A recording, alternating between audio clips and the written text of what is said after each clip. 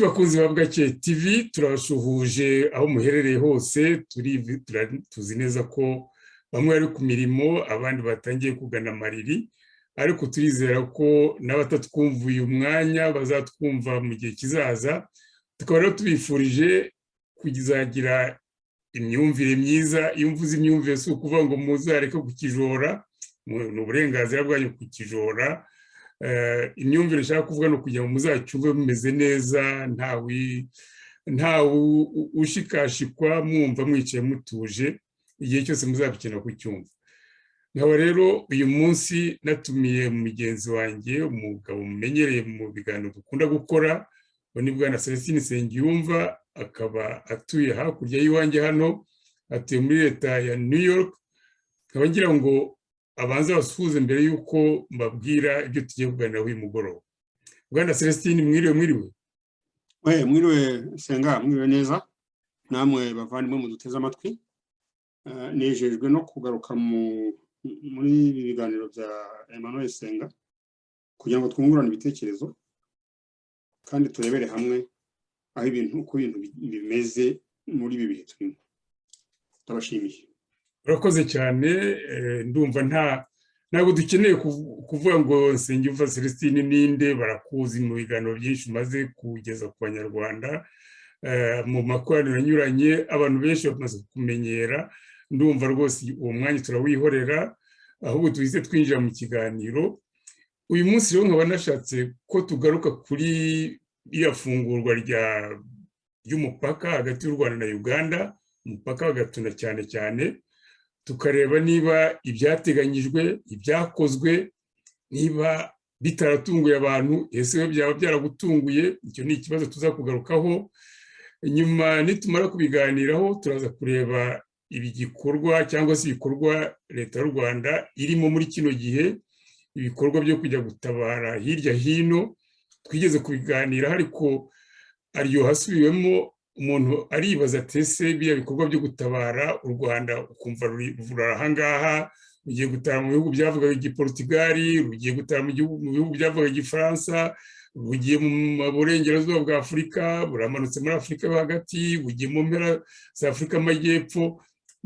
U Rwanda ruri hose. Ese ni ibintu bifitiye akamaro Abanyarwanda? Ese ni ibintu bya leta ubwayo n'abayobora guverinoma bihariye? Ibyo bintu turaza kubigarukaho. ubwo tuvuga byo gutabara hari ubundi buryo turimo kubona bwo gutabara nabwo butangiye kugira ingorane. Ni ubutabazi bukorerwa mu bihugu by'uburengerazuba bwa Afurika, ni ukuvuga biriya bihugu byahoze bikonjeshwa n'Abafaransa, ariko bikaba nyuma yo kubona ubwigenge abantu batemeranywa n'abandi ku byerekeye niba koko biriya bihugu byarigenze. Iyo urebye ukaboko k'Ubufaransa muri ibyo bihugu, Ubufaransa bukaba bwari bwarateganyije gutabara ibyo bihugu. Muzi ko byinshi byugarijwe n'abariya bavuga b'ibyihebe bashingira ku idini ya Kisilamu. Ubufaransa bukaba bwari bwarazanye ingabo zo kurwanya ibyo byihebe, ingabo zagiye ziza cyane cyane ku gihe Perezida Hollande yategekaga Ubufaransa, ari naho zagaragaye cyane. Ubwo yasimburwa na Macron nabyo zarakomeje, ariko zikaba zitangiye kugira ikibazo. Ibibazo birimo kuboneka cyane cyane ureba ukuntu ibihugu bya Afurika birimo kugenda bibamo za kudeta, tubivuge dutyo two gutinya kubivuga. Hari Burkina Faso, hari Mali, ejo bundi bavuze na Guinée. Ibyo bihugu byose abantu baravuga ko ari abaturage barambiwe izo ngabo z'Ubufaransa nabo zizana nabo kugira ngo bakora ibikorwa abaturage batizera ko ari ibikorwa by'ubutabazi, ahubwo ari ibikorwa byo gusahura no gukoloniza. Iyo ngingo rero turaza kuzigarukaho, ariko mbere y'uko twinjira mu kiganiro nyirizina cy'izo ngingo, nagira ngo tunyure ku bibera mu gihugu cyacu. Igihugu cyacu cyatwakiriye, Leta Zunze Ubumwe za Amerika. Twabyutse twumva amakuru ashimishije, ariko asaba n'ubutwari bwo kwiyumva no kwiyemera cyane, kuko Abanyamerika ni abantu bagira ibitekerezo binyuranye. Iyo wumvise ari ikibazo cy'ingabo zabo zirimo kurwana mu bihugu byo hanze, ariko twumvise ko hari ikihebe cyiciwe muri Siriya, kikaba cyari mu bihebe bifite gifite imbaraga nyinshi cyane, imbaraga nyinshi cyane. Mu mbabarire muri ndaba barimo kumagara ko mbabarire. Icyo kihebe cyari mu byihebe byari bibangamiye ingabo za Amerika, bakaba bavuze ko baraye bakishe. Rero umuntu akibatese Amerika izakomeza ikore uburinzi muri biriya bihugu, ese ikorera ko ikeka ko yenda ari uko ibyo byihebe utamenya aho bigarukiriza hose biba bihari, bishobora no gutera ku butaka bwa Amerika nk'uko byigeze kubikora. Abaturage bo muri Amerika bafiteho ibibazo byinshi, cyane cyane iyo ejo bundi bibutse ingabo 13 zaguye ku kibuga cya Kabul. Ubwo ingabo byarakaje abaturage ba Amerika ku buryo Perezida Biden abifitemo n'ingorane cyane, abamurwanya babiheraho. Ngibyo rero ibyo tugiye kuganiraho mu nshuti bakunzi ba Bwakeye TV. Nk'uko nabibabwiye nyine turi kumwe n'umutumirwa mubona kuri kamera zanyu, bambe kuri kamera yanjye ariko mubona kunyakira amashusho zanyu. Ni Bwana Nsengiyumva Celestine yabashuhuje. Nagira ngo rero dutangire kuri iki kibazo cyavuzwe muri iki gitondo, cyane cyane aho bavuga ko ikihebe cyakishwe. Icyo kihebe reka ndebe izina ryabo, bafite amazina maremare. Izina nanone ryanditse hano ku ruhande, cyitwa Abu Ibrahim al-Hakim al-Qurachi. Izina rirerire, ni amazina nyine akomeye cyane. Akaba rero yiciwe muri ahitwa Atme, ni mu majyaruguru ya Siriya. Iyo nkuru wayumvise gute Bwana Nsengiyumva? yakugezeho ite? Amakuru ayivuzweho ni ayahe? Abaturage b'Abanyamerika barabihumeka bite? Ijambo ni iryawe. Urakoze Emmanuel, urakoze cyane. Uyu mugabo yiciwe mu by'ukuri niwe ngo yishe. Yari afite ikibombe kimwe bibaturitsa, mu Giswahili babita ko ni wapiganaji barwanyi bituritsa. Yego. Yabonye rero yasumbirijwe, yanga gufatwa, aragituritsa kiramuhitana, gihitana n'umuryango we wose, ni ukuvuga abagore be n'abana. Byazindutse biri biri RN mu mateleviziyo ya hano yose. Ni ukuvuga ko Perezida Biden yabyungukiyemo amanota ateye ubwoba kubera ko uyu mugabo bavuga ko ari we wari inyuma y'ibitero byinshi b'abasirikare b'abanyamerika 12 cyangwa 13 ku kibuga cy'i Kabul igihe bari bafashe icyemezo cyo kuva muri Afghanistan. Bari abasirikare bishwe n'ibyihebe ngo byoherejwe n'uyu nguyu. Urumva rero ko kuba bamugezeho bakaba bamuhitanye byazindutse biri ku mateka kandi byakozwe ngo na force special n'abasirikare badasanzwe ntabwo d'abord baba bari bake bavuga ko ngo bari 2 dozen no kuvuga bari nka 20 bakoresha ibintu byose birimo za helicopter kandi bakajya iyo operation yabaye kure ya base yabo. Abasirikare bari muri kariya karere ni bakeya cyane basigaye muri Syria, abandi bari mu nyanja muri Mediterane nibo bafite biriya bikoresho. Ni ukuvuga ko iriya red igomba kuba yavuye muri Mediterane. Bamuhitanye rero nyine bamukoreye nk'ibyo bakoreye Osama bin Laden. Ni inkuru nziza cyane ku banyamerika benshi kubera ko bahoreye bari abasirikare babo baguye Kabul kandi uriya mugabo ngo yari we niwe wakordonaga no kuvuga ko yari yahuzaga ibikorwa by'abarwanyi be bari hirya no hino ku isi ngo barenze 10,000. Urumva ko n'abasirikare benshi 10,000 kandi abarwanyi bameze kuriya ntabwo ntibagira front igaragara, babatuma kujya gutera aha n'aha kwica abanaba gusa. Niko abarwanyi bakora. Urumva rero iyo ni inkuru ishimishije kubera ko ibikorwa by'abantu b'ibyihebe bigomba guhagarara ntabwo bikomeza. Nk'uko dukunda kubivuga mu Kinyarwanda burya baravuga ngo aho kwica gitera bakwita ikimutera. Ni ukuvuga ko kwica bari abantu aba barwanyi b'abarakare ntabwo bivuga ko ikibazo kiba kirangiye kubera ko byaba byiza gusuzuma ikibatera gukora biriya.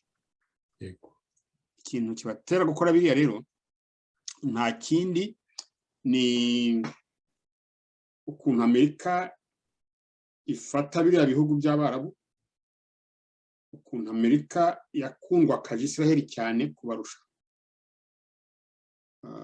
ukuntu Amerika ishyira imbaraga mu gukundwakaza Israel no gupompa no gutwara umutungo kamere uva muri biriya bihugu by'Abarabu, ariko Amerika ntibahe uburyo bwo kuba babona igisubizo cy'ikibazo kiri hagati ya Israel n'Abapalestina. Ntabwo ikibazo ntabwo kiri hagati ya Israel n'Abarabu bose, kiri hagati ya Israel n'Abapalestina. Mu by'ukuri Abapalestina barimuwe nibo bari batuye Israel bavanamo bajyana basunika baganisha muri Jordani. Jordani nayo ntibashaka, Jordani yifuza ko basubira iwabo bakajya ku butaka bwabo. Israel ivuga ko buriya butaka babuhawe n'Imana, byanditse muri Bibiliya. Urumva Israel yari yaravuyeho nk'igihugu kuva muri 70 nyuma y'ivuka rya Yesu. Yamaze imyaka irenga 2,000 itakibaho. Ariko Abayisraeli bakomeje kuba Israel nyine mu muco wabo, mu rurimi rwabo. Ntabwo ururimi rwabo rwigeze ruzimangatana. Hashize imyaka 2,000 abazungu babagarura kuri buriya butaka. Byakozwe na declaration yitwa ngo ni declaration ya Balfour. Declaration ya Balfour ni icyemezo uwo mugabo ngo yari umuminisitiri mu Bwongereza, ivuga ko babahaye buriya butaka kuko icyo gihugu butaka bwari koloni y'Abongereza, ariko bo bashaka ko babugabana n'Abapalestinien. Kugabana abasiyoniste rero bahageze bakuramo Abapalestinien babavanamo bose barabirukana.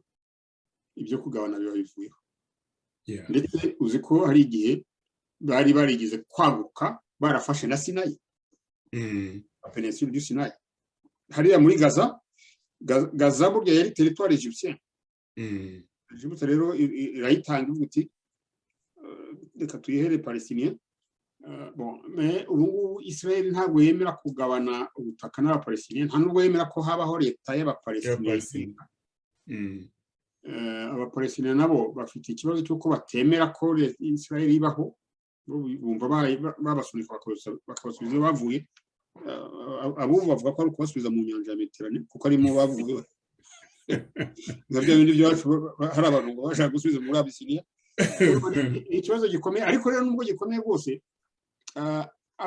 nta kibazo kitagira solution Amerika n'Uburayi n'abazungu bemeye ko icyo kibazo kibonerwa umuti urubanza bakaruca bararamye ubanza kubana bari abantu bashobora kubana ariko nta utsikamiye undi nta ikibazo kiri ubu nyine muri uyu mwanya turimo tuvuga ubu nyine muri Israel mu munsi mukuru na hano abantu bishimye ko uriya mugabo w'ikihebe yapfuye me ngewe numva ko kwica uriya mugabo bitanga igisubizo cyaturuka mu biganiro byimbitse biri mu kuri kugira ngo babane aho kugira ngo bahore bashyamiranye nibyo rwose ibyo uvuga ni ukuri kuko abavandimwe buriya byita abavandimwe kuko buriya bavuga hari igihe bavuga n'indimi zimwe usibye ko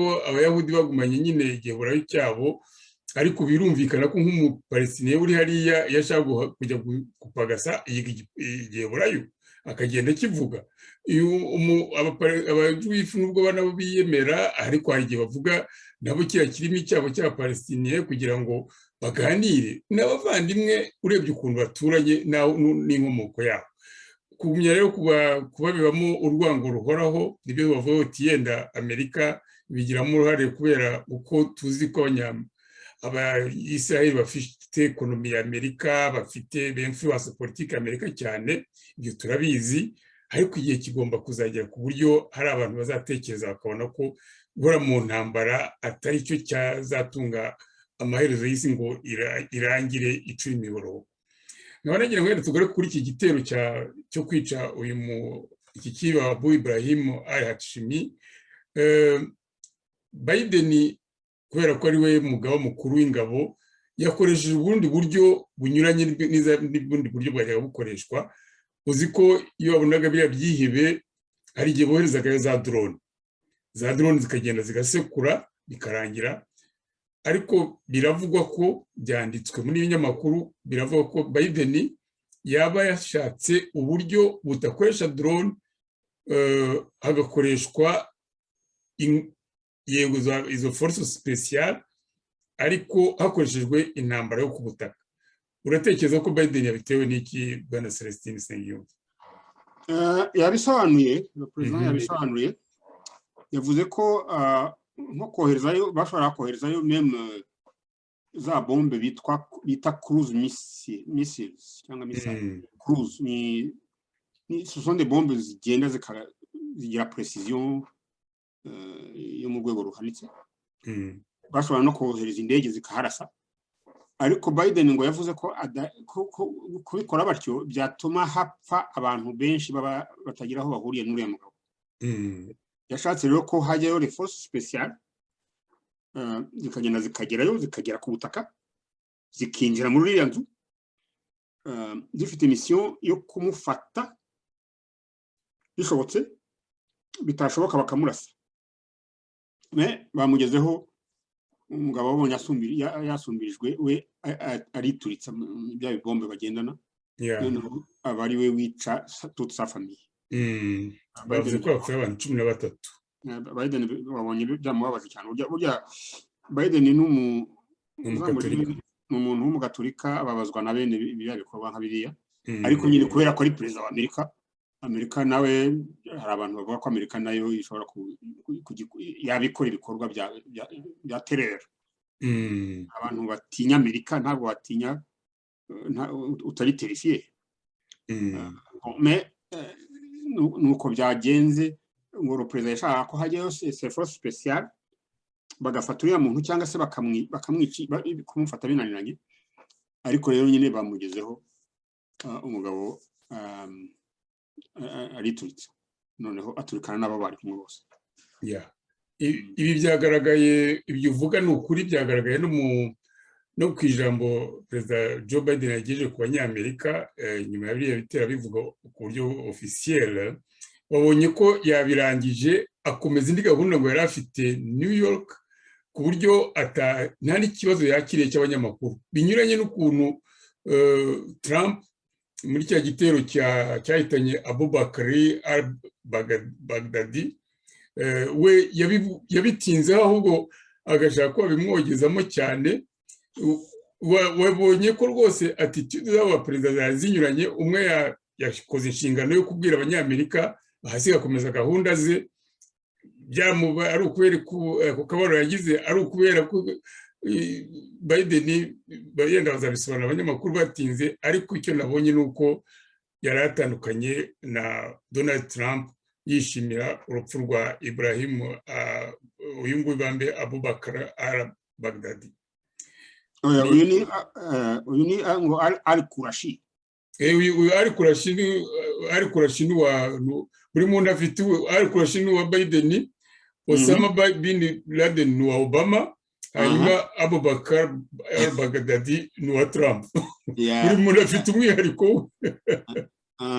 Abaperezida bategetse mu iterabwoba, buri muntu afite we wamushyize ahagaragara cyangwa yashyize ahagaragara amuhitana. Nyine nabonye izi imaje berekanye, amashusho berekanye, hari byabaye babirora, babirebera muri n'abakurikiye ngo ni situation room. Nabonye rwose na visi perezida babikurikira babiminita rwose. Le perezida hari igihe yabaye tense, helicopter yabo imwe yagize ibibazo. Le perezida yari afite impungenge ko operasiyo igiye gupfa.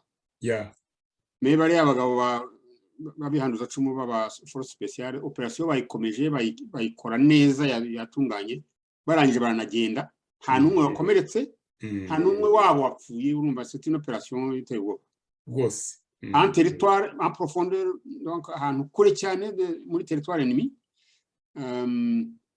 Nakubiye ko ziriya helicopter zishobora kuba zaturutse ku bwato buri muri Mediterane. Donc une opération quand même ishimishije. Ni ukuvuga ikindi rero nakubwira nuko ubu ngubu la popularité ya Biden irongera izamuke, yazamutse kubera les opérations militaires. Iyo ibintu byazambye hano, l'economie, biriya bintu le perezida ashaka gutambutsa bikanga, bituma popularité imanuka. Ubu ngubu kubera la réussite ya za opération militaire n'amakuru avugwa ku ngabo za Amerika ziryamiye amajanja kugira ngo Uburusiya nibutera Ukraine, ntabwo tuzi ibyo bazakora, ariko ngo hari ibintu babwiye Abarusiya ko bazakora.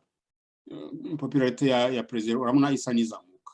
We yazamutse kuko boheje 3,000 by'abasirikare byo byagezeyo, byagiye, kandi ibi ngibi tuvuga tubyegeranye no kuba yarabashije kuvana ziriya ngabo muri Iraq.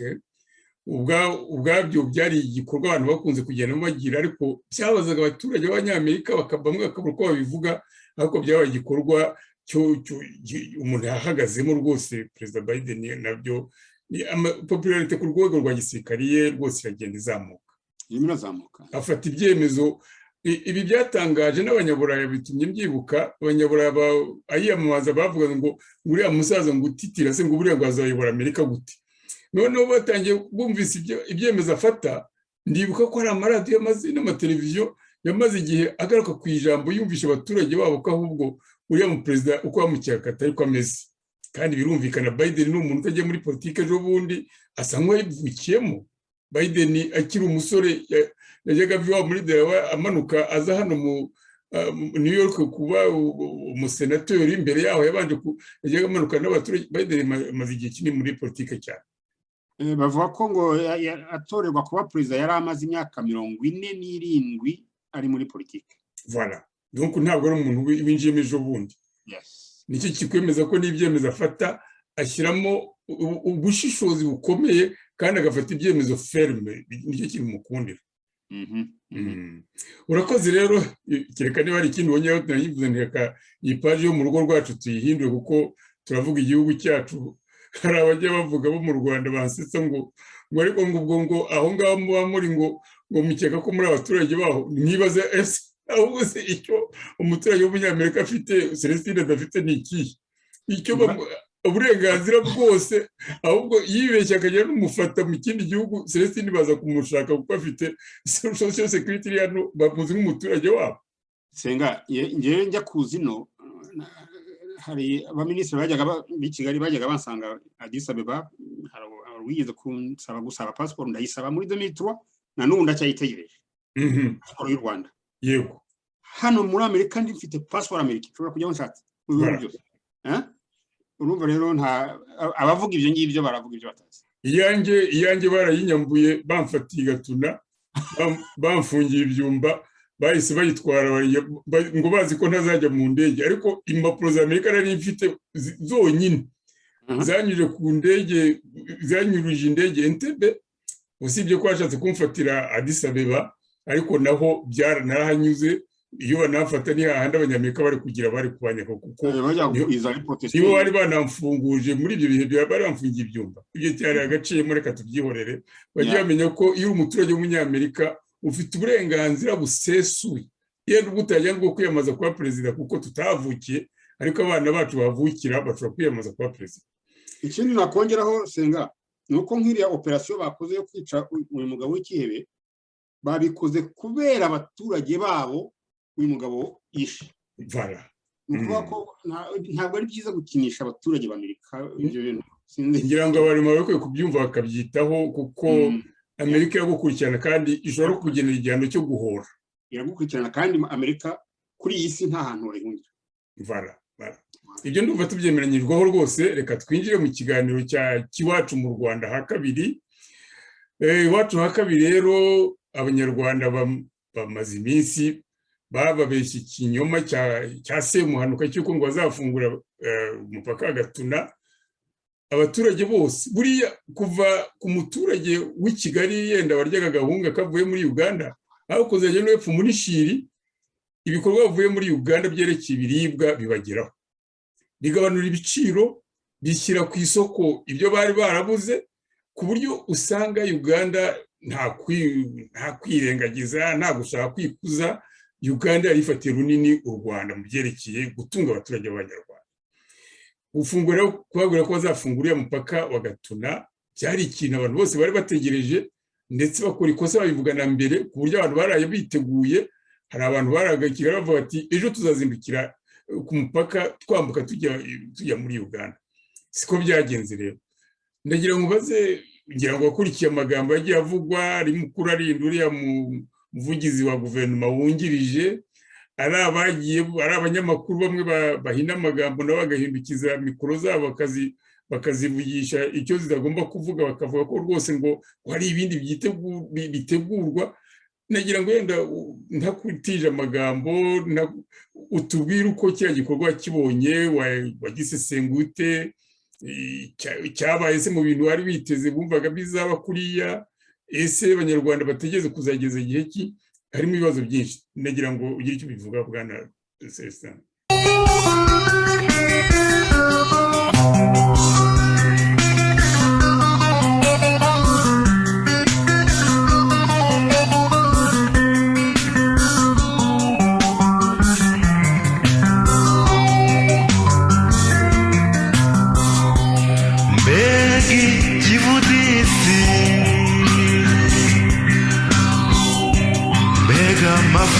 Gudufi akayaga koroshye icyo kiyaga gihumeka gahuta gahutera gahuta gahutera karaga bituze ritaha ku mutima.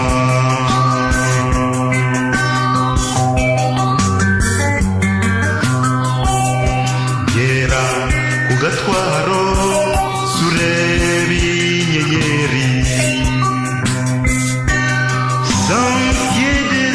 impuhwe yigana ku mariri nubona akanya unasure Nyamishaba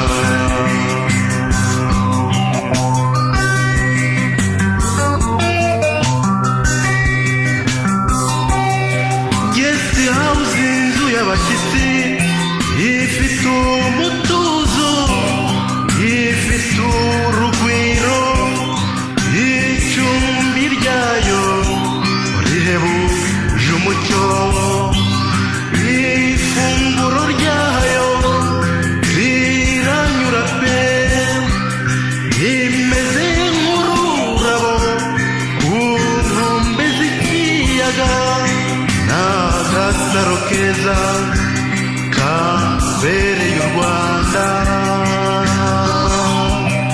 gestiyo gira umugisha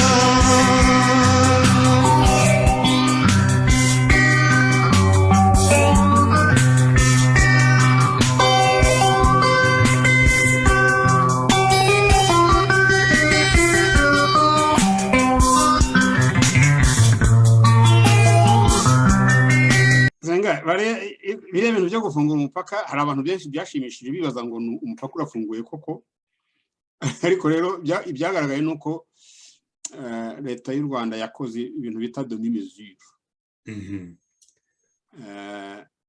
ni ukuvuga ko umupaka bawufunguye batabishakaga icyatumye bawufungura batabishakaga ubanza babifitanye isano n'uruzinduko rwa General Muhoozi i Kigali. General Muhoozi yagiye i Kigali hashize nk'icyumweru cyangwa bibiri havuye Ambassadeur Ayebare. Ni ukuvuga ko Muhoozi atagiye gusubiramo ibyo Ayebare yavuze. Sibyo? Muhoozi kandi tuzi nyine ko ari ni komanda w'ingabo zirwanira ku butaka. Mu bihugu bya Afurika byacu nizo ziba zigize l'ossature de l'armée mu bihugu byose. Muhoozi ni umuntu utoroshye. Yagiyeyo rero twari twarumvise ko ingabo za Uganda zafashe base ya bya byihebe byateye i Bugande mu mezi yashize. Hariya hafi y'umujyi wa Bunia. Yego. Muri iyo base hari inyandiko bafatiyemo n'abantu bafatiyemo. Hariho wenda babacitse ariko hari abafashwe, ariko niyo babacika bose inyandiko zafatiwemo banza ari byo byari muri message Muhoozi yajyanye Kigali.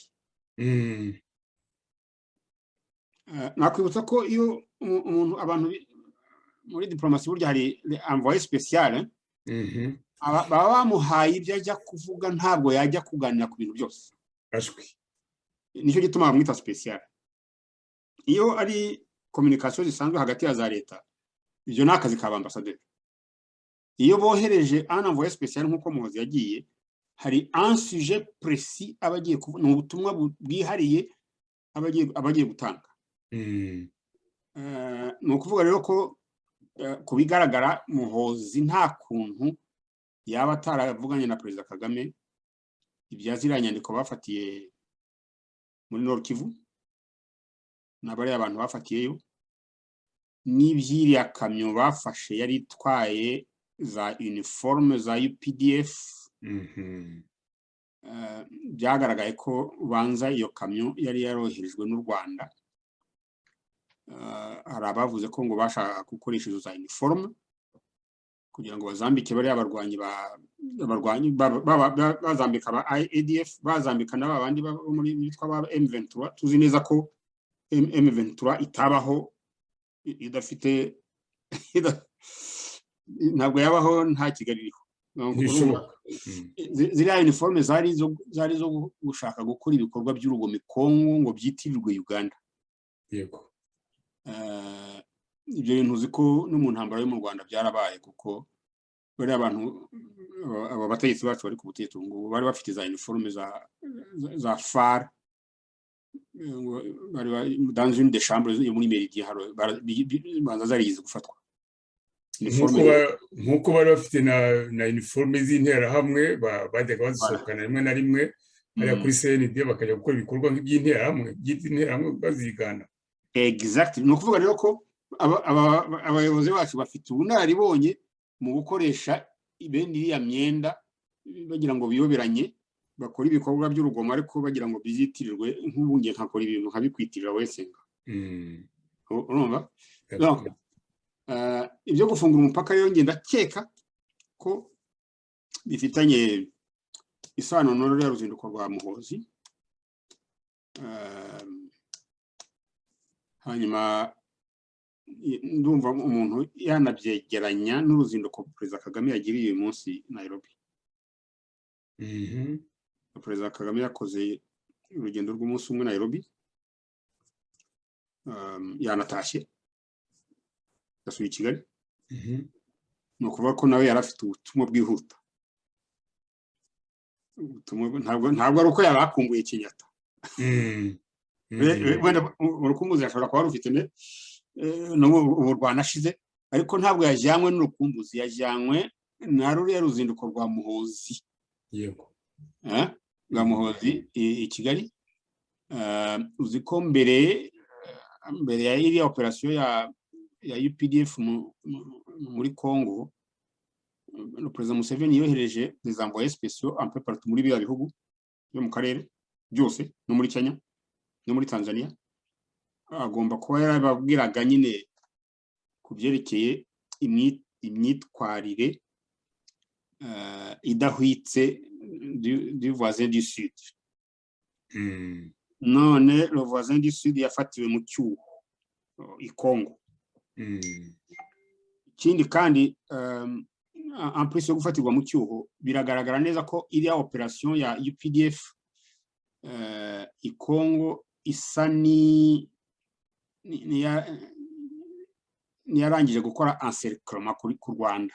U Rwanda ubu na encerclé, ruri dans un cercle vicieux. Sinzi iyo sur le plan militaire iyo umuntu ari encerclé bagera hakabura urw'inyagamburiro, haba igisigaye n'ukwirana,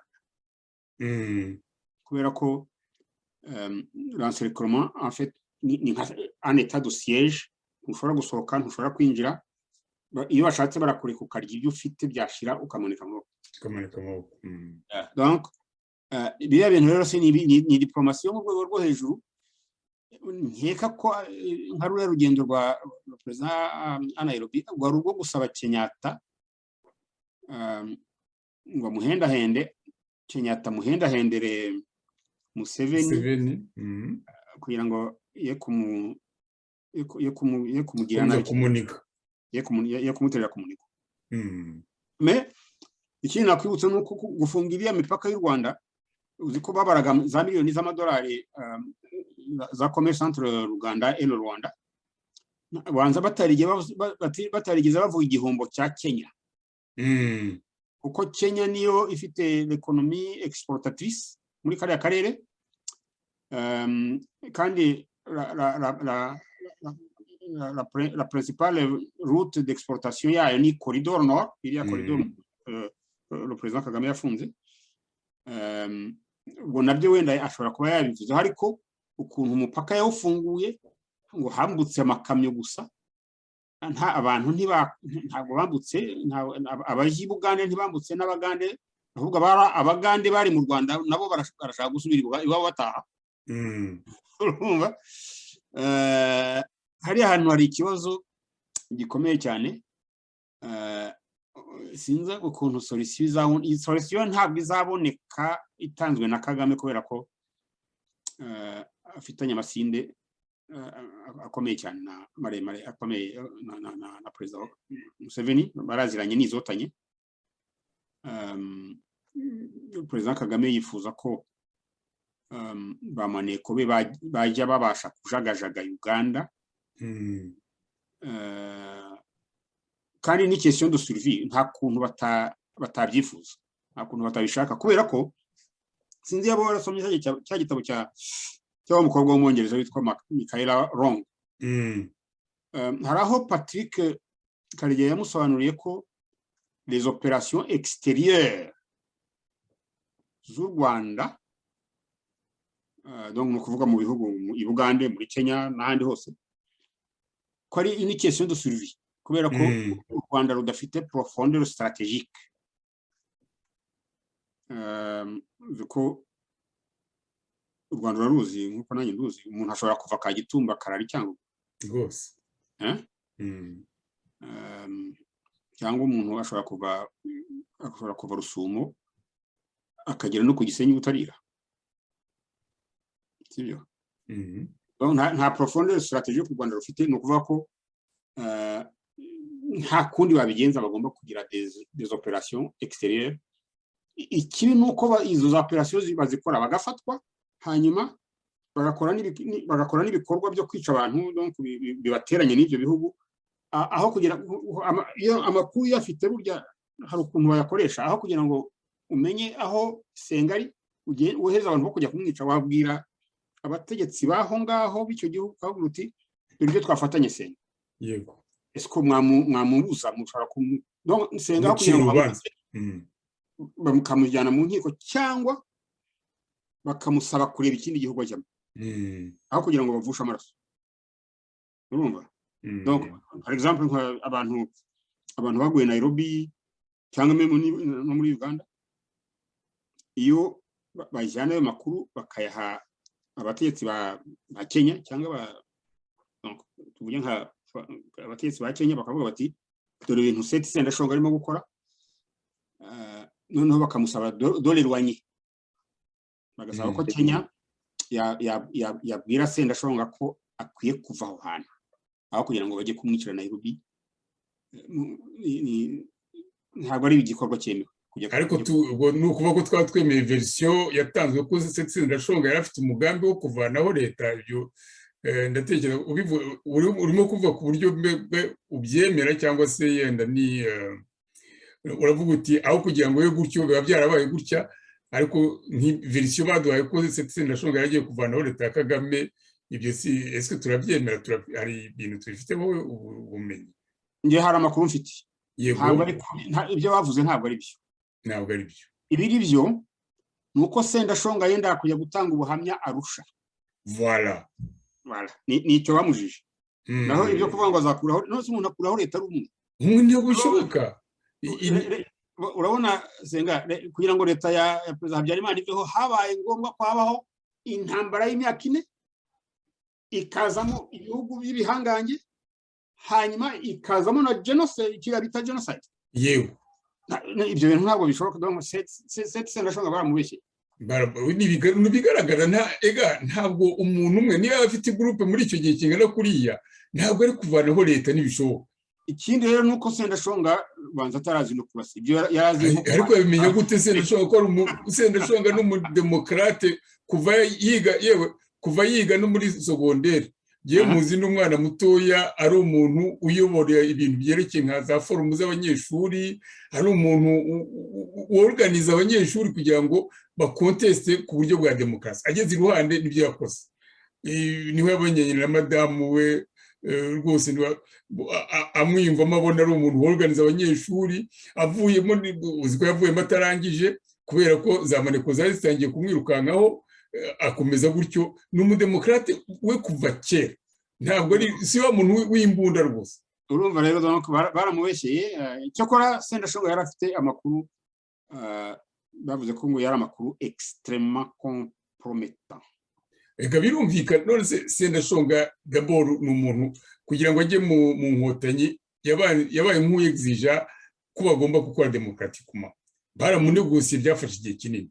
Ikindi cya kabiri, yabatekereje ko we atajya ajyego mu mitego y'abantu bakora ibintu birimo amanyanga. We ari demokarasi yashaka, niyo yaharaniye kuva yava mu Rwanda yajya yiyemeza kuba hanze. Nicyo kintu nta kuntu amakuru yarashakaga buri gihe, hanyuma yakoranye nazo ntizijye ngo zamucengera agatazicengera. Nawe yari umuntu, niyo muntu wabashije kugenda mu Rwanda kiriya gihe gito yakoze, niyo muntu wabashije kugenda mu Rwanda yakira amabaruwa ya biriya bintu byose za plainte z'abantu bicwaga hirya hino.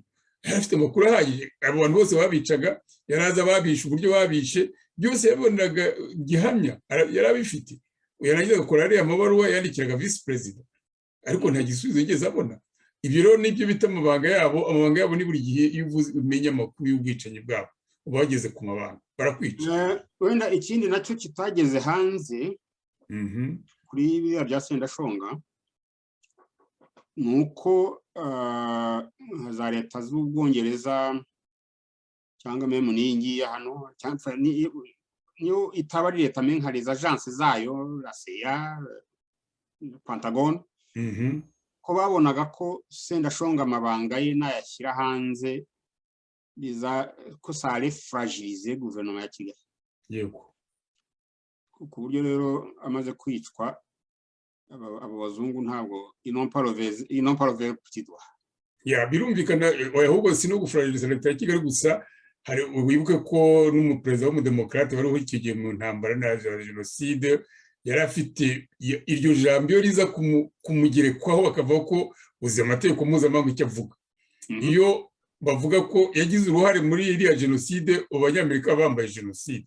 Ibyo bintu byari ibintu bikomeye, n'ubu biracyakomeye, ndetse ntabwo ni nazo ntambara turimo kurwana n'ibintu bya jenoside iri mu Rwanda. Nuko haracyari uwo mugabo watetse muri icyo gihe wabigizemo uruhare rukomeye. Yumvikana Museveni yenda namara gutaha yaryamiye ukuboko kw'abagabo, yenda n'ibintu bizatungana. Ntekereza ko hariho n'ibibazo by'u Rwanda bizashobora bizajya, kuko burya ibibazo by'u Rwanda bizatungana ari uko kuri kugiye hanze. Nta kundi byashoboka kundi.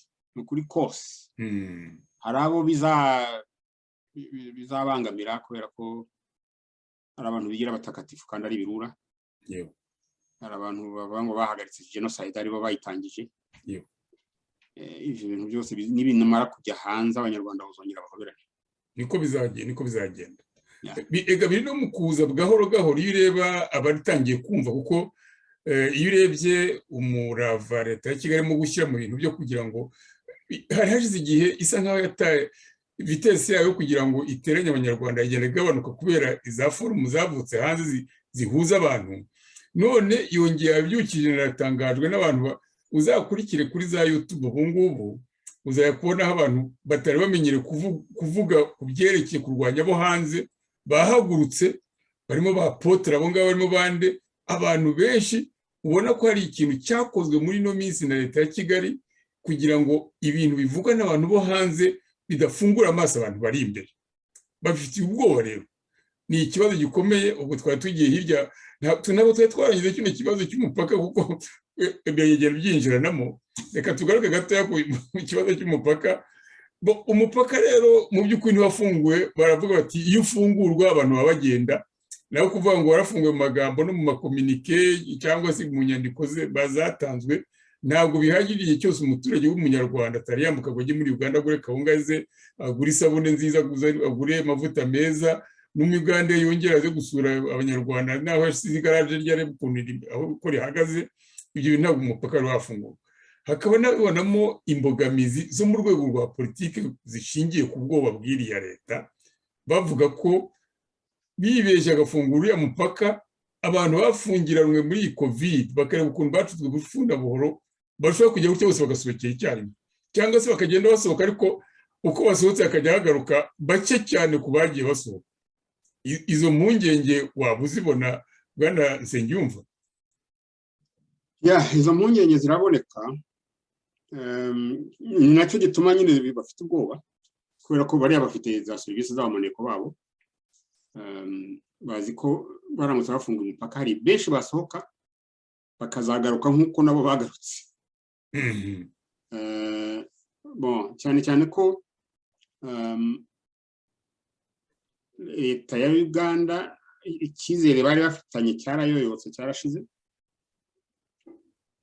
Nubwo wenda baba bahakana bavuga bati muvuga ngo barimo kwitoreza iwacu ntabwo tuzi, ntabwo muzaze mu batwereke, aho ntabwo ntabakwemeza ko ntabahari. Niyo nta bikorwa baba bahafite bashobora kuba bafite ibikorwa i Kongo bakajya bajya i Bugande bagiye nko mu kiruhuko cyangwa mu manama bya bikorwa bita bya liaison networking cyangwa meme no kujya kubwira abadiplomate b'ikamara uko ibintu bimeze mu Rwanda. Yego. Ntabwo abanyakigali ntabwo bifuza ko abantu bavuga ko ngo barwanya leta, ko bavugana n'abantu bo hanze bashobora kugira des influence. Ubundi njyewe nkiri muri ambassade iyo nabonaga n'umuntu nk'ubu ufite ibyo avuga kuri leta y'igihugu cye, njye nakoraga raporo nkayohereza i Kigali mvuga nti nahuye n'umuntu umuntu wo muri Chad cyangwa umuntu muri Cameroon qui avait insisté pour me rencontrer dore ibintu yambwiye. Avuga ko abantu bose bakora raporo ku bihugu byabo. Yego. Kuvuga ko ahantu hari za ambassade en fait ni za antenne z'ibyo bihugu byose ntabwo bifuza ko bamenya amakuru y'ibintu bibera mu Rwanda, kandi ibintu bamaze imyaka igiye kuba 30 bacuranga basigaye babicuranga ugasanga abantu ntibabitega amatwi. Yego. Kuvuga ko leta y'u Rwanda irananiwe kandi ntishobora kwemera kunanirwa. Naho hari ikibazo. Umunaniro ni wose. Hari ikibazo rero ubu ngubu kiboneka abantu basa nkaho batakibona, ariko mu by'ukuri kiri mu bibazo bikomereye iriya leta y'u Rwanda, ni ikintu cyitwa izi mbuga nkoranyambaga. Izi mbuga nkoranyambaga ariko cyane cyane urwitwa YouTube. Urwitwa YouTube ni ikintu cyabananiye gukontorora, kandi ni ikintu giha uruvugiro uwo ari we wese, cyane cyane utari muri prison y'i Kigali, yaba prison nyayo cyangwa se mu gihugu bwacyo, umuntu utarimo imbere kimuha urubuga rwo kuvuga uko ashoboye uko ashatse yisanzuye. Ibyo bintu rero birabagamburuza cyane, bikaba ni nayo mpamvu muri ino minsi wabonaga amanama yose nk'aba Kabarebe bajyagamo, nta kindi kintu bakanguraga urubyiruko usibye ngo kurwana ngo basubiza abo bo hanze. Ibyo rero byaje kuba intambara bamwe bayishoramo, usibye ko abo giye twavuganye duhanganye mu magambo nabo nabwiye ko batashobora kwishora kuko ubushobozi ni bukeya ndetse n'amakuru bafite ni make kuko batayabona. Mu gihe abari muri ku rundi ruhande, ndavuga abari hanze y'igihugu cy'u Rwanda, bafite ubwo bushobozi kandi bakaba bafite n'ayo makuru. Sinzi niba ubona muri ubwo buryo, kuko mbona intambara kuri YouTube niyo wayishoramo abantu bameze bate mu Rwanda, kuyitsinda byabagora cyane. Sinzi uko bo bibona. Bariya ba YouTuber bo hanze nabo mu gihugu meme, ibintu bavuga se ko ari ukuri. Yego. Kugira ngo watsinda ukuri, warwana n'ukuri ngo uzatsinde bigenze bite? Bafite babyita ngo ni an uphill task. Ntabwo bizashoboka. Amakuru agomba kujya hanze, ukuri kugomba kujya hanze ku mugaragaro. Kuyirwanya n'ukwemera ugafungura. Ugafungura kandi ukitegura ko nuramuka ushyizeho uburyo bwo abantu bakwiexprima, bagomba kuzakubwiza ukuri. Ibyo kuvuga ngo uzajya ubahuramo abapolisi n'abasirikare ukabishingukamo, kubera ko uzi ko bitesha agaciro l'uniforme muri Afurika. Si mu Rwanda honyine, no muri Afurika hose. Iyo ukoresha abasirikare mu kuniga ukuri ukabashora mu baturage bakabarasa, bituma abasirikare bumva batakira abasirikare b'igihugu. Yego. Bumva ari abasirikare b'umuntu, ari nk'ababoyi bawe, nk'abakozi. Niko bimeze. N'abavuza mpiri bawe. Kandi yambaye uniforme y'igihugu, un officier abashaka kugira ngo igihugu kizamenye ko kirinzwe n'umuntu utabeshya, uvuga uko muri les qualités des officiers no kuvuga ukuri, utabeshya, utabogama. Mais les armées zacu zirimo na armée none se ibintu byo gufata abasirikare ukabohereza muri za operation zidashyigikiwe na la communauté internationale nukuvuga ko abasirikare babahinduye abakozi babo ahubwo aho niho tugiye kujyana none turubwo dusimbagurika rwose naho ngaho tugiye kugera turavuga tuti u Rwanda rurimo gutanga sinavuga ngo ni umusada kuko rushaka ahubwo no kuba nyambere kugira ngo rwerekane ko ahantu hose ngo batabaje ruba rwahageze nk'uko wari umaze kubivuga abasirikare rujyana ntabwo babifitemo ijambo bagumva babakusanyije bakabohereza ngira ngo hariho n'abagenda yenda usibye turiya dufaranga bababeshyeshya kandi bazi ko rimwe na rimwe tudataha hariho n'abagenda bagononwa kubera ko bashobora kuhasiga ubuzima kandi barabuhasiga nubwo batabitubwira barabuhasiga ntabwo ari imikino si uguterana ubute barahasiga babagiye ku rugamba ibyo rero u Rwanda rubimaze kugiramo inararibonye abantu bakaba bakeka ko biri mu rwego rw'ubucanshuro bwo gukoresha abanyarwanda nk'abacanshuro bigaruka kuri abandi bamwe nyine bafashe ingabo bakazigira izabo bakava ku ingabo z'igihugu zahindutse ingabo z'umuntu ese bwana Celestine Nsengiyumva babibona gutyo ko biriya bikorwa byo gukoresha ingabo nka kuriya byazagera bikitwa ingabo z'umuntu bikareka kuba ingabo z'igihugu ese u Rwanda rufitiye ubushobozi bwo kuba bwagira biriya bikorwa byo gutabara kuko bwerekana ko rubishaka ese koko rubifitiye ubushobozi ku buryo u Rwanda rwatanga icyitegererezo ko ari igihugu gitabara aho rukomeye mu mahanga biriya bintu biteye urujijo kubera ko kuva intambara yo mu Rwanda yarangira muri 94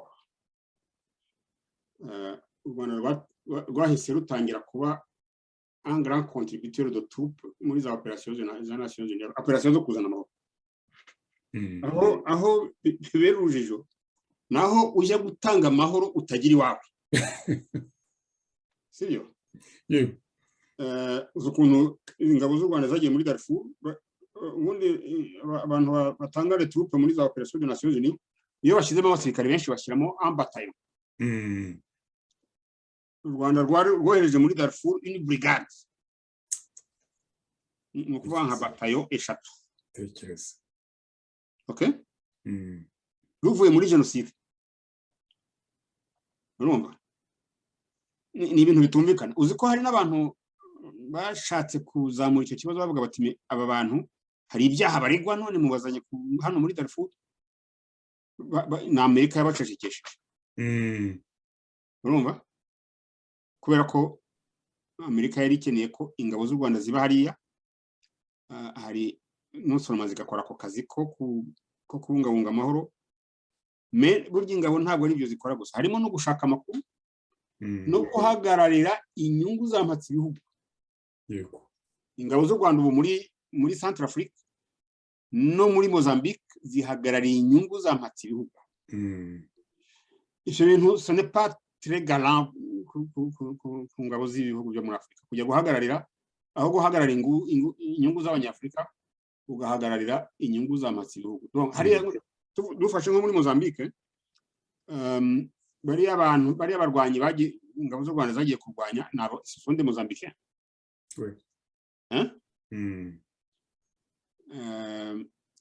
gufata de Mozambique mu gihugu cyabo ukagenda ukabakindagura uvuga ko ari des ennemis ari ibyihebe aho kugira ngo ubatege amatwi wumve igituma bafashe intwaro zo kugira ngo bahagarike iriya projet yo gucukura gazi muri ya ntara ya Cabo Delgado urumva ingabo z'igihugu cyacu ntabwo zihagarariye abanyarwanda kuko mu bihugu byose iyo havutse ikibazo icya mbere kigomba gukorwa ni ugutega amatwi abo bafite ikibazo yego kubarasa bituma ikibazo kirushaho kugira ubukana okay ni nabyo rero bituma nyine abantu babibyihebe hari mu byumweru bibiri bishize hari uriya mudamu perezida wa Tanzania yabonanye na perezida Nyusi wo muri Mozambique ngo bari bamaze kwica icyihebe umuyobozi wa biriya byihebe. Uwo muyobozi rero akaba yari umutanzaniya. Bon, igituma ngezamo icyo kibazo nuko hariya muri kariya karere hagati ya Mozambique na Tanzania hari uruzi runyuramo, ubanza urwo ruzi rwitwa Ruvuma. Ari hepfo ari no haruguru ya Ruvuma hatuye abantu bitwa ba Makonde. Itribu ya ba Makonde bari muri Mozambique no muri Tanzania. Ubwo nicyo gituma kigusobanura gituma uriya mu Tanzania ari we wari waragiye kuyobora bariya. Yego. Impamvu yabyo nuko ari bamubonanyemo icyo twakwita ngo ni know how, le savoir faire. Yego. Urumva kumwica rero ndumva yarishwe n'ingabo za Mozambique cyangwa iz'u Rwanda mu kimwe, donc yishwe na operation combinée ingabo za Mozambique n'iz'u Rwanda. Ni ukuvuga ko hari abamakonde bo muri Tanzania byababaje, bakaba barabigejeje kuri perezida wabo Hassan Suluhu. Akaba ariyo mpamvu yagiye kubonana na Nyusi wa Mozambique kuri icyo kibazo. Urumva rero ingabo z'u Rwanda muri kariya karere ntabwo zikontribua à la paix, zirateranya ibihugu n'ibindi birimo guteranya Tanzania na Mozambique. Ikibazo kirenze Cabo Delgado, sibyo? Ziriya ngabo zacu rero ziri muri Mozambique, ziri muri Centrafrique. Uzi ko muri Centrafrique harimo igice cy'ingabo z'u Rwanda kiri muri operation ya Nations Unies, n'ikindi gice sinzi ibyo gikora cy'abamercenaires n'abacanshuro bose. Ni ibyo bintu c'est le mercenariat, kandi kujya muri Afrika hari une convention irwanya le mercenariat. Mais ikintu cya mbere gigomba gushyirwa imbere, ikintu cy'ingenzi iyo havutse ikibazo muri Afrika, ikibazo kiri hagati ya leta n'abaturage aba naba tribune ziko muri Afrika dufite abadetibio un peu partout, nta gihugu gidafite za tribu.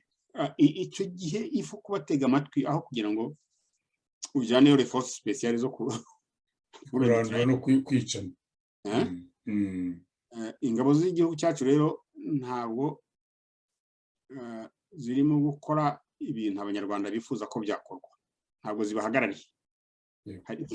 Bahagarariye inyungu za mpatibihugu, ntabwo ntibahagarariye Afrika, ntibahagarariye ubwigenge bw'abanyafurika, ntibahagarariye ko imitungo kamere y'ibihugu byacu yaba imitungo y'abanyafurika. Bahagarariye ko umutungo kamere uri muri Cabo Delgado ujyanwa n'Abafaransa, nta kiwukozeho. Amadiyama yo muri Centrafrique ajyanwa n'Abarusiya n'Abafaransa.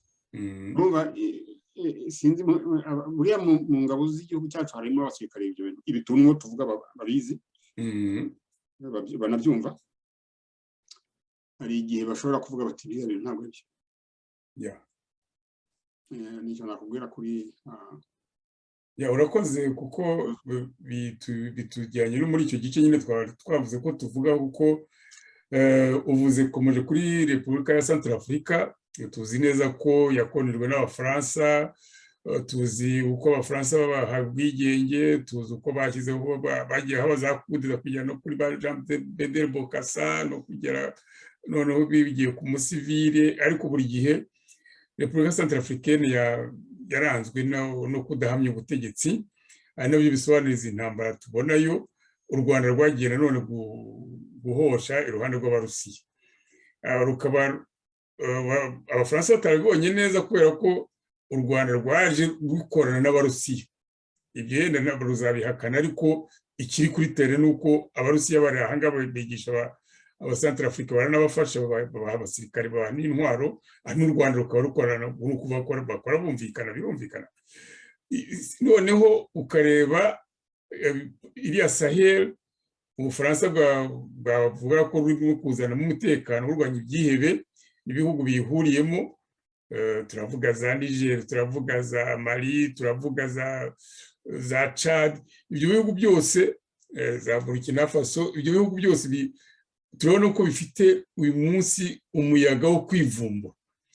barivumbura bigakurikirwa na za kudeta, ariko za kudeta izo wenda turaza nabyo kubigarukaho.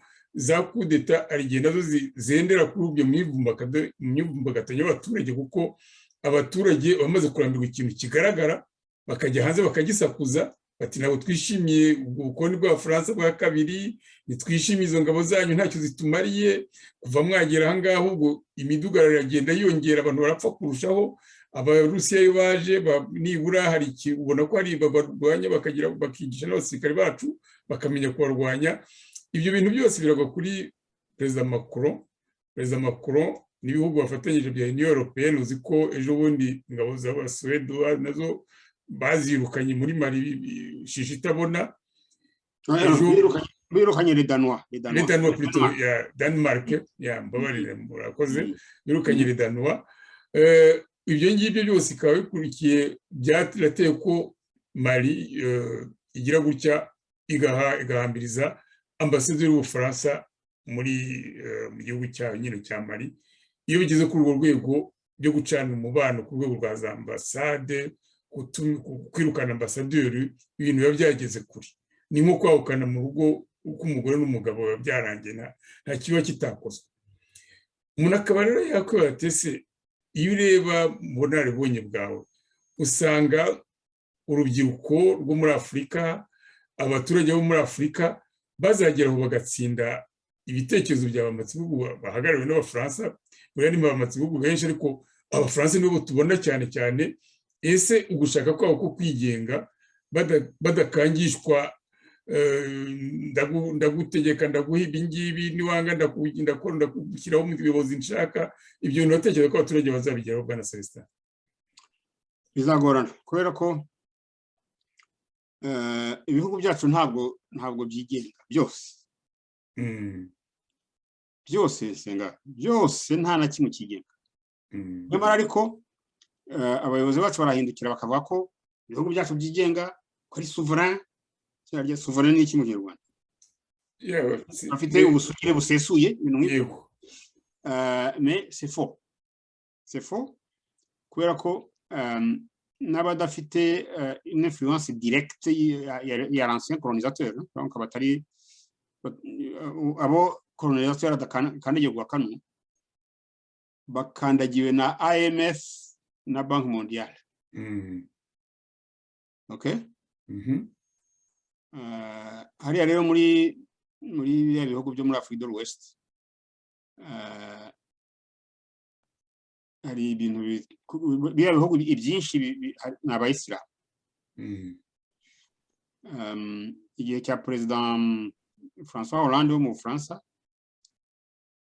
yohereza son operation yo gusova le Mali yose yari hafi ya yose yari imaze gufatwa n'abarwanyi b'Abayisilamu bose. Donc hafi igihugu cyose hari hasigaye Bamako.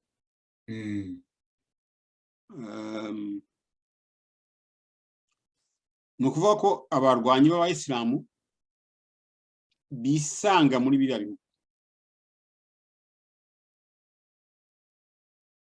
Me abarwanyi b'Abayisilamu ni ba enemy bamatse ibihugu, kubera ko nyine burya n'aba nationaliste nubwo bakoresha za méthode discutable, mais n'aba national bakunda ibihugu byabo. Barashaka kwirukanamo abazungu. Muri Mali ntabwo hari za ressources naturelles zikanganye zatuma le Mali iba isibaniro, ariko le Mali est un très grand pays, ni igihugu kinini cyane. C'est un sous-continent qui fait plus d'environ 1,7 million km². Ni ukuvuga ko bafite l'espace, kandi ni igihugu gikora ku bihugu byose byo muri Afurika y'Uburengerazuba. Bafite frontière commune avec le Sénégal, avec la Guinée, avec la Côte d'Ivoire, avec le Ghana. Ni ukuvuga ko bariya barwanyi b'Abayisilamu baramutse bigaruriye Mali bashobora kudestabiliza tous les pays de la région, y compris le Nigeria. Sibyo? Yego. Hariya rero munsi ya Sahel, dans la zone forestière, hari za ressources ziteye ubwoba, notamment des ressources pétrolières. Nigeria uzi ko Nigeria tune ponte Ouais. de pétrole mais hariya muri Golfe de Guinée hari une énorme nappe de pétrole nini cyane iri imbere ya Ghana na Côte d'Ivoire même no Sénégal.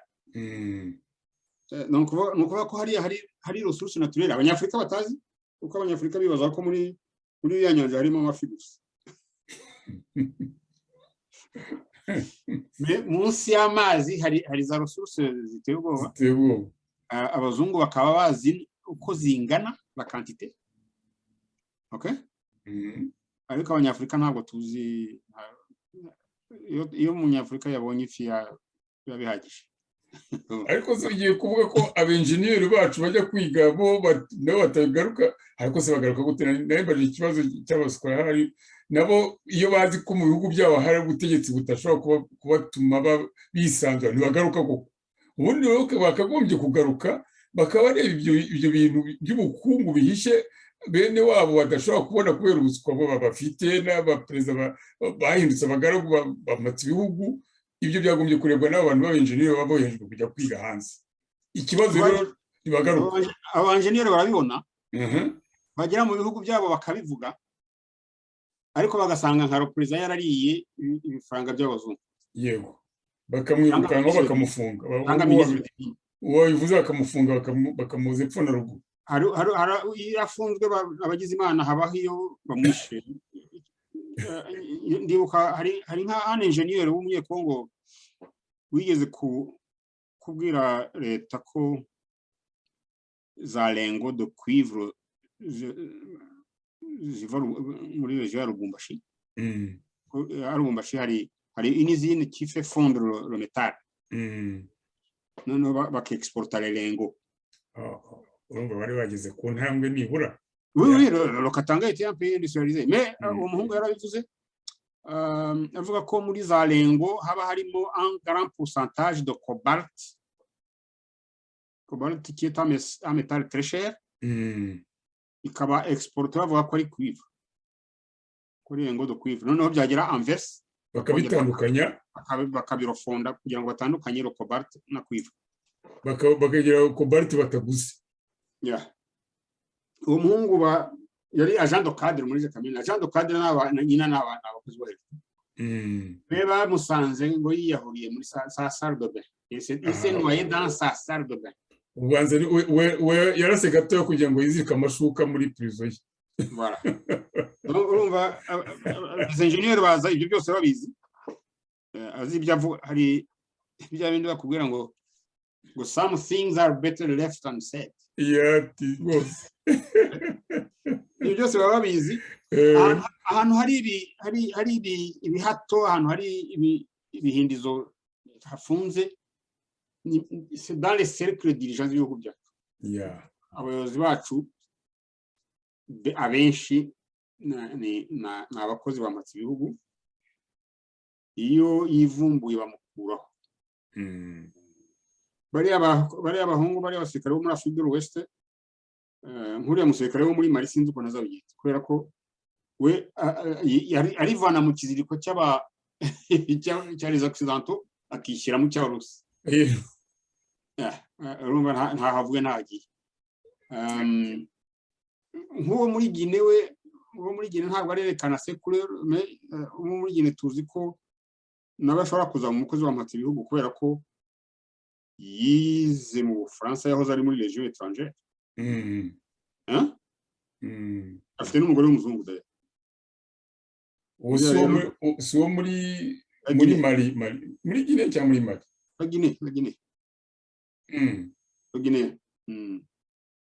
Guinée hari abakoze kudeta ikarata ejo bundi. Oya kudeta yo muri Guinée oya wowe uravuga iyo ni Guinée Bissau.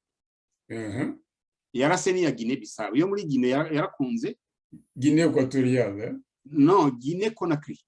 Guinée Conakry, yeah. Guinée Conakry est un pays très riche, ifite ubukungu bweze nk'ubwa Congo. Ntabwo abafaransa bashobora kwirekura. Uriya mu perezida wari uriho w'umusaza Professeur Condé ni Condé ni. Yeah, ni muri Condé. uriya mu professeur bakuyeho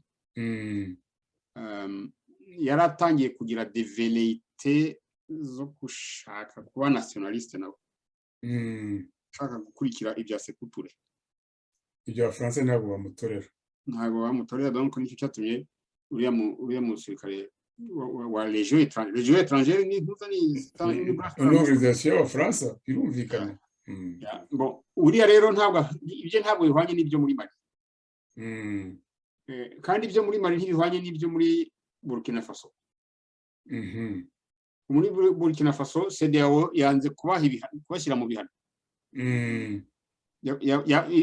yabaye suspendi gusa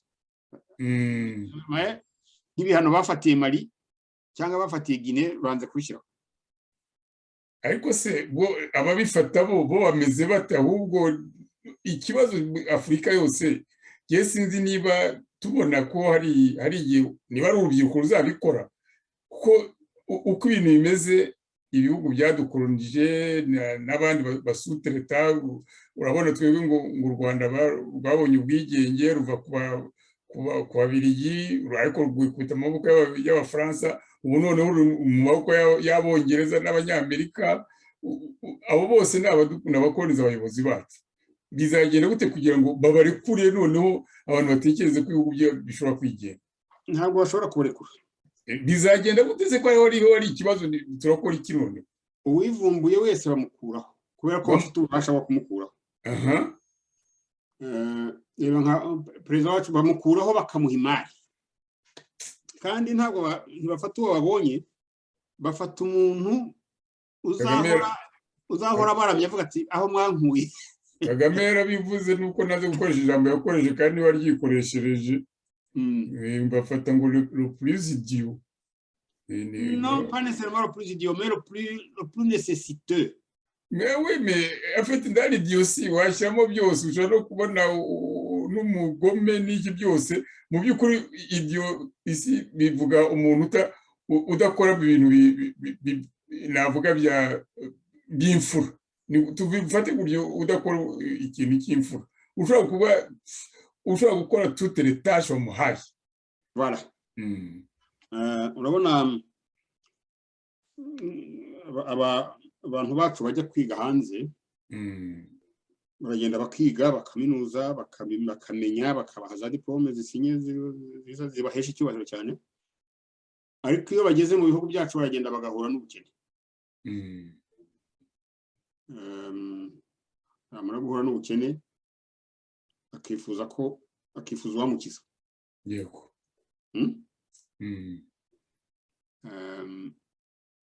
abazungu ibyo bariya les ambassades ziri Kigali les ONG nka USAID ntabwo ari ONG ni gouvernemental mais hari na za ONG abantu bajya gusaba akazi sinzi wigeze kumbwira ko wakoze muri ONG nakoze muri Caritas bifatanyije na Ceres kuko zarakombinaga afite systeme za ONG ukuntu zikora burya rero muri abazungu bari muri za ONG kuko za ONG harimo abazungu nispa non seulement baguha akazi hari n'ibintu banariza bakavuga bati uyu ko cyaje gusaba akazi hano leta yabo itamuhaye akazi kamuhemba neza ku buryo yasanze ibyiza ari ukwizira hano ni cya kibazo cy'ubukene icyo ni kimwe ikindi kibazo ni ikibazo cya governance kuko urarangiza amashuri wagerayo bakakubaza bagasanga nturi umunyiginya cyangwa se ng'umwega none ugasanga bafite tendance yo akazi kukihera uwo bafitiye confiance ntihabe un système neutre yo kurokurita selection ngo uburyo uti uwujuje ibyangombwa ibi n'ibi niwe ugomba kubona akazi ababyujuje baba ari benshi noneho ugahitamo uw'umwega ibyo ntabwo bizavaho mu bihugu byacu kubera nyine ikibazo cy'ubukene n'ikibazo cya integrite y'abayobozi abayobozi bacu niyo yaza ashaka kuba integre iyo integrite barayiribata kubera ko bamuha ibintu bamuha ibintu integrite ye kayoyoka kandi bakamubwira bati tuzaguha n'ibindi rero ibyacu biragoye le colonialisme est là pour rester iragenda ihindura amazina gusa uzi ko colonialisme yarabaye ubu ngubu hari neocolonialisme basigaye bavuga ko hari abaprogressiste n'abamodere mu ntambara y'iwacu hariya uzi ko hari abantu bahutu modere n'abahutu ngo b'intabondwa yego wari wabona umunyamerika w'umumodere ikiba gitegeko ko ari itegeko bajya kuba modere no kuba intagondwa gutya iwacu ntabwo bizakunda kubera ko d'abord izo morceler l'Afrique byacu nta na kimwe gifite emploi ifite ijambo byajyana n'ibyo bita ngo souveraineté na biriya tubona binini biba birimo za tribu ku buryo usanga ari utuhugu turi mu kindi gihugu niho wazana n'ibyo bintu byo kubera ugasanga araguha umwanya kubera ko agira icyo wapfana ibyo ntabwo ushobora kugira icyo bigeza kuri Afurika rwose no mu bihugu bikomeye nka Egypte harimo les frères musulmans hakabamo les coptes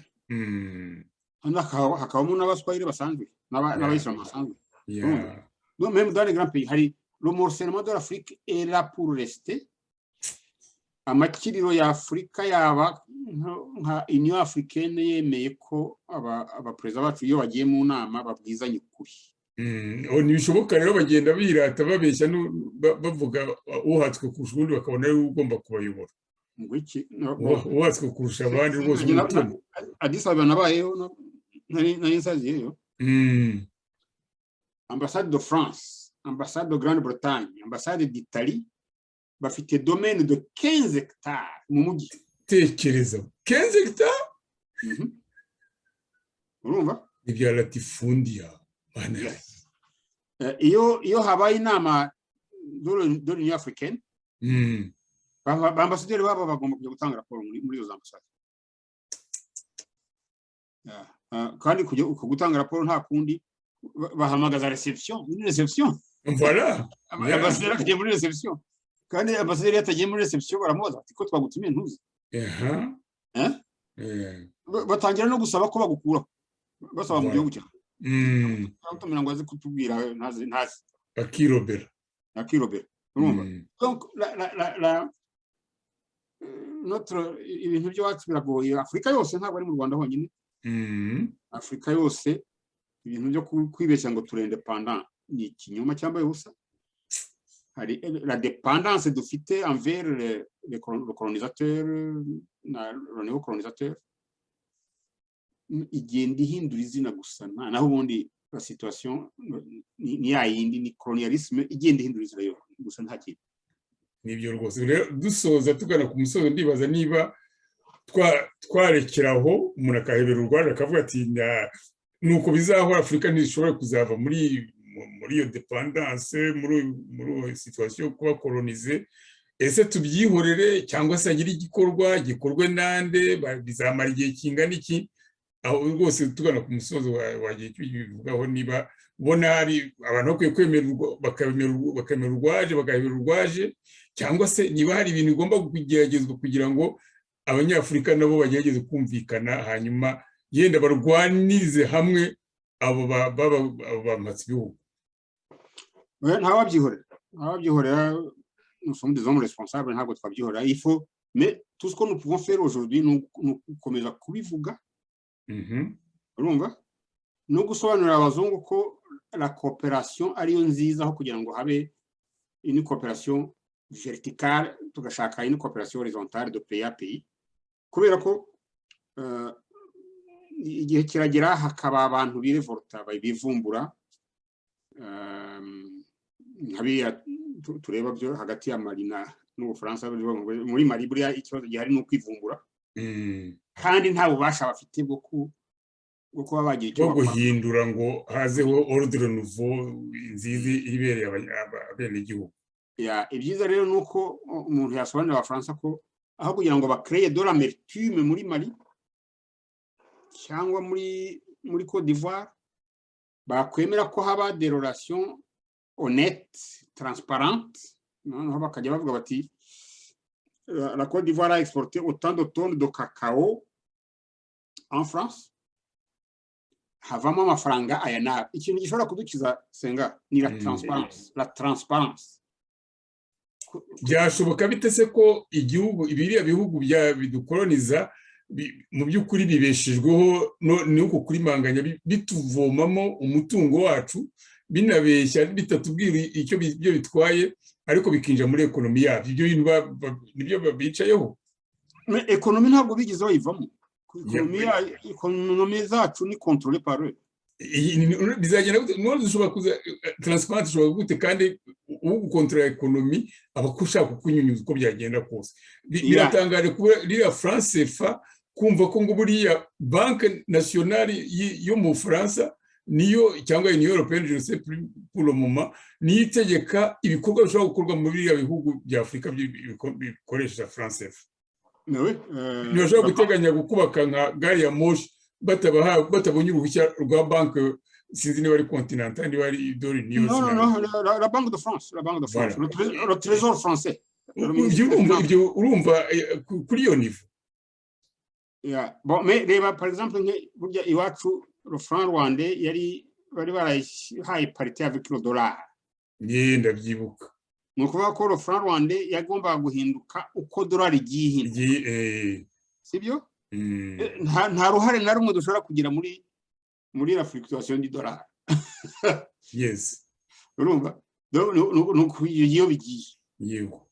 Nabari rero nuko. Donc icyo navugiraga iriya transparence nuko iyo dufashe par exemple nka l'Union africaine avait prévu kuzashyiraho une banque continentale africaine. Yo? Ariko icyo gihe ndibuka ko nk'umuntu nka Gaddafi yarafitemo uruhare rukomeye cyane, depuis hari ibintu byagiye bihindagurika cyane.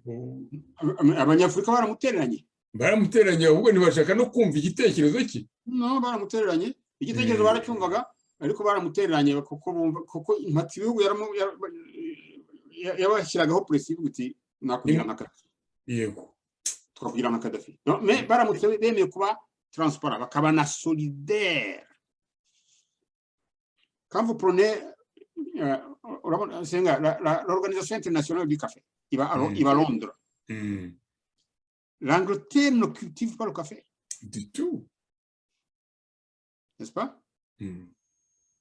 Ibiciro by'ikawa bishyirwaho na le marché de stock exchange ya Londres. Voilà. Mais nk'ibyo bintu abanyafurika bemeye bakavuga bati no, ikawa zacu tuzajya tuzicentraliza quelque part en Afrique. Noneho tunégocier na les acheteurs. Cyangwa bagasaba ko l'Organisation internationale du café yimukira c'est pas Abidjan ou à Kampala. Ou à Kigali. Yeah. Papa. Noneho kugira ngo babone la sueur umuturage ibyo umuturage yiyuha kugira ngo umuzungu afate une tasse de café robusta dans un café à Paris. Yeah. Agatase akariha amafaranga umuturage watanze ikiro cy'ikawa gishobora kuvamo amatasi 100. Ntashobora kwigurira agatase kamwe dans un café à Paris. Bishoboka. Ibyo bintu bigarutse muri Afrika noneho hakajya haba un débat transparent, ubanza hari icyo byahindura no ku myumvire y'abazungu. Ibyo rero biradusaba ko tugira abaperezida ba hejuru y'uko yenda bareka ubwoko bwo gutetemeka imbere y'amatsbihugu, ariko bakaba nabyumva kuko dufite ikibazo. Harimo dufite abaperezida tubona bo muri Afrika hariho n'utumvi ikintu biva muri ekonomi, noneho ntabashe no kwikikiza abantu bose. Ntabwo bagomba kuba polivara mu bintu byose, ariko akikikiza noneho abantu bahuguye muri ibyo bintu kandi akanabumva. Ntaje kubempoza ko ngo ariyo perezida ngo ibyo bamuzaniye babugiraho inama avuge ngo ntabwo mbyemera ko nigiye utegeka nigiye chef, kandi azi neza ko ntacyo yumva. Mugabo reba perezida wacu afite des conseils b'abazungu. Tu te rends compte? Ubanza ngo ari presidential council. niba advisor committee sinzi ukuntu babishakira amazina bazi kwiyita hariya hakurya mu Rwanda bahurira hariya New York. tekereza None se urumva uwo muzungu yakugira nama ki? ahubwo se wowe ugiye kubaka iyo nama ugiye uri ferme nkandi kugenda nawe utetemeka baravuga mu rurimi tuva kuko ba ekonomi ahumeka we ntabwo uyumva. Le président wacu akunda kujya dans les sommets économiques de Davos en Suisse. tekereza ubanza wenda covid yarazifunze covid itaraza dans tous les sommets. ahubwo yajyanagayo na za trupe zo kubyina. Qu'est-ce qu'il fout là-bas? Comprends rien de bon. Est-ce que le représentant w'iki muri za G8 na za G20 représenta mu ikindi tous les gouvernements africains bafite un ministère des finances. C'est ça. Un ministère de l'économie, harimo des économistes. Exact. Ujya gushaka abakonseil les économistes b'abazungu comment? Usize bene wanyu mushobora kuvuga mu Kinyarwanda mukanumvikana mukanagoragoza bakwereka ibintu nabo babayemo. Fara turajye kuzana umuntu wo muri wa New York utazi no mu Rwanda uko ameze azakugiriye na no inama yakugira donc statiko ahubwo mushaka ahantu twakura ndi mafaranga ibintu nk'ibyo. Bon le président bakamurihiriho amahoteli na délégation ye bakamufukira des parfums pour sa femme et ses copines. Ntabwo ari le Rwanda seulement ni ibihugu byose. Quand vous prenez un pays comme le Gabon. Le Gabon est une éponge de pétrole. La plus grande partie du pays est couverte par la forêt vierge. Abaturage ba Gabon benshi baba mu migi. Mais le président prend ses ordres à Paris. Hein? J'ai un séjour à Libreville. Libreville barya ibirayi bivuye mu Bufaransa. Kandi bafite igihugu bashobora gukata ishyamba bagahinga ariko bashaka guhinga bararemaye. Hari un sommet de l'OIA kera OIA cyitwa nyine OIA yabaye Libreville. Baduhaye des pattes de grenouille dans une nizeye ko utayiriyeho kugira ngo n'inzi wawe ntabwo tuzasangira ku kirahure kimwe. Non, on a mangé, on a tout mangé. Oh, mais ntabwo nzayinsingisha iwawe. On a mangé ça. Kubera ko nyine le président Bongo yashakaga ko hatazagira umuntu umugereranya n'abandi banyafrika we ko arya ibintu bivuye Burayi. On est fichu, mon frère, on est fichu. Mais n'ababirigi babitwije ngo l'union fait la force. Kereka abanyafrika bemeye gushyira hamwe ntibagambanirane baregane yaba wagira ibirego ukajya kubirega ku munyafrika wundi ukavuga uti mumbarize senga ibintu yankoreye aho kugira ngo ujye kubibaza muri Maison Blanche cyangwa muri 10 Downing Street à Londres. Ni icyo gishobora kudukiza nta kindi. Urakoze ndagira ngo dusoreze ahangaha kuko amasaha tujyanye ariko ngushimire kuri ibiganiro tugirana ibiganiro abanyarwanda bashobora kumva bakareba n'ibindi byakorwa byakongerwa muri ibi biganiro bakagiteza inama bakongeramo. Ibyo byose dukeneye ko abanyarwanda bakomeza gutekereza nibi tuvuga tuti ese tuzarekera aho ngaho tuvuge tuti tuhera urwaje koko cyangwa abanyarwanda dukwiye gukomeza gutekereza tugashaka n'izindi ngamba. Turabishobora kandi turabishoboye birashoboka nicyo gituma dufite abanyeshuri biga nicyo gituma dufite abantu batekereza birashoboka. Ikibazo nibave muri ibi bintu byo gutinya kuvuga nta muntu uzamenya ko ufite igitekerezo n'utakivuga. Hari abavuga ngo abantu birirwa bavuga ngo baho bavugiye bageze kuki. None se ugiye kumbwira ko kutavuga ibyo bizageza abanyarwanda ku byo bashaka kugeraho? Kuvuga mbere na mbere ni urufunguzo kugira ngo abantu bajye impaka ku bintu bishobora gukorwa. Nkaba rero nagira ngo ngushimire sinzi wenda ngo uyu mwanya nawe usezere ku bari badukurikiye ahasigaye nkwifurize gukomeza kumererwa neza aho New York. abadukurikiye ndabashimiye ko baduteze amatwi. Ibi bintu tuba tuvuga ni ibintu bifite akamaro kandi ni ngombwa kubivuga. Ubwo rero nanjye Senga, nanjye nagushimira ko uba wampaye umwanya kugira ngo tuganire abanyarwanda, tubabwire amagambo ashobora kubageza ku mibereho irushijeho kuba myiza kurusha uko bameze uku nguku, ari abanyarwanda ari n'abanyafurika. Ubwo rero rwose nanjye nagushimira, kugira umugoroba mwiza. Urakoze cyane, muramukeho uko tuzongera ubutaha. Thank you. Akayira kagusanga Kibuye iteka ni nyabagendwa cyane, mukerarugendo ni ugakunda karamusimbiza akamushungura kamumariroro, agakanguka kavuga ati genda uraberewe. Kibuye nziza, genda uraberewe kandi ukagira umucyo.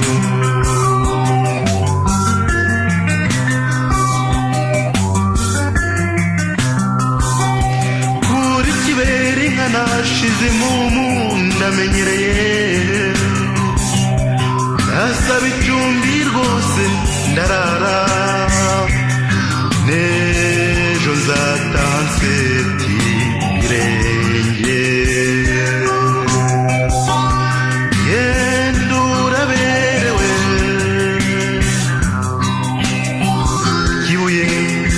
Kibuye nziza, genda uraberewe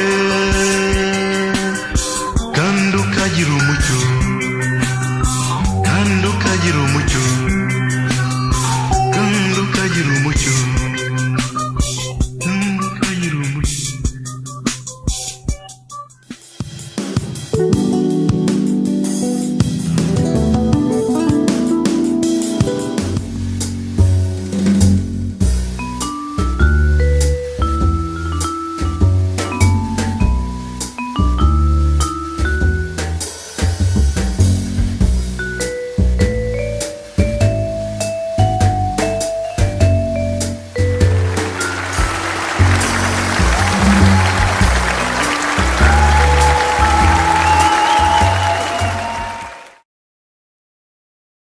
Thank you. Good night. Thank you very much.